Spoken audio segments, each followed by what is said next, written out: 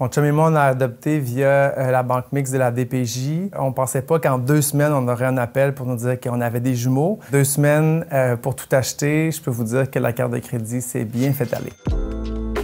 Je m'appelle Maxime Olivier et avec mon chum, on est les papas de 2 jumeaux, Kim et Luc. Il y a beaucoup de critères à la DPJ parce qu'évidemment, ils vont confier des enfants à une famille pour la vie, là. Fait qu'on peut pas prendre de chance, on peut pas botcher non plus la famille. Il faut d'abord s'assurer d'assister à une des premières rencontres qui a lieu 3 fois par année. Donc déjà, ça peut un petit peu ralentir le processus. Ensuite, il y a beaucoup de formulaires à remplir, beaucoup d'introspection sur nous. Il faut en parler avec nos familles. Évidemment, il faut s'assurer que les gens n'ont pas de casier judiciaire. Donc ça, il faut que nous, on fasse cette demande-là, qu'on fasse venir le truc, qu'on paye autour de 80 $ à peu près. Après ça, il faut s'assurer qu'on est capable de réagir si jamais il y a quelque chose qui se passe avec les enfants. Donc il faut avoir un cours de secourisme, mais comme dédié plus aux enfants, aux nouveau-né. Il faut aussi payer ça, c'est autour d'une $50. Puis après ça, c'est toute la paperasse. Le temps que ça demande aussi là, de remplir ces formulaires-là. On a dû s'assurer aussi de montrer nos états financiers un peu aussi. Il faut qu'on soit capable de subvenir aux besoins des enfants. Donc quelqu'un qui est dans une très grande précarité, par exemple,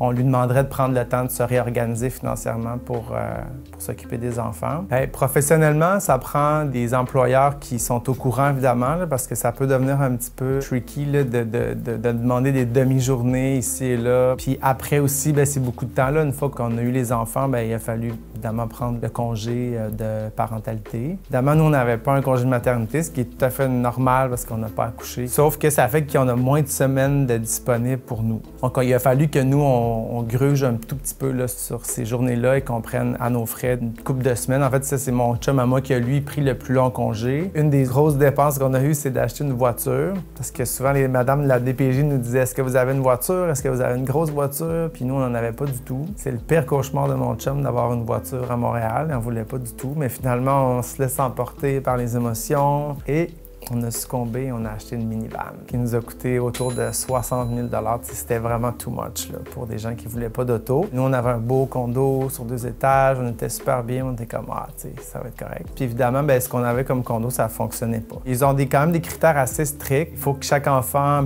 un enfant ou chaque enfant ait une chambre à lui. Aussi, il faut que la chambre des parents adoptants soit sur le même étage aussi, ce qui n'était pas notre cas. Donc rapidement, on s'est dit « Bon, il faut qu'on déménage ». Donc on a finalement acheté un ancien triplex reconverti en cottage avec un appartement au sol qui nous a coûté autour de 600 000 $. On pouvait pas vraiment acheter des choses à l'avance parce qu'on savait pas si on allait avoir un bébé naissant ou si on allait avoir un enfant de 2 ans. Fait qu'une fois qu'on les a eus, c'est là que tout a déboulé. Puis après ça, quand on a su qu'on était matchés avec les jumeaux, là, on avait 2 semaines, 3 semaines. Donc là, ça a été vraiment tous les achats qu'on a faits. Les achats que les parents qui ont des enfants ont, mais nous, on les avait en double aussi. Là. Ça a été un autre enjeu. Les trucs pour enfants, là, on va acheter la meilleure qualité pour les enfants et tout ça. Donc des fois, on se laisse un peu avoir. Donc au début, comme on n'est pas les parents officiels des enfants, il faut quand même les faire garder, là, parce qu'un jour, on retourne au travail et tout ça. La plupart des parents qui vont en garderie privée, ça coûte très cher, mais il y a quand même un remboursement assez important d'impôts qui revient là-dessus après, donc ce qui fait baisser les coûts de la garderie.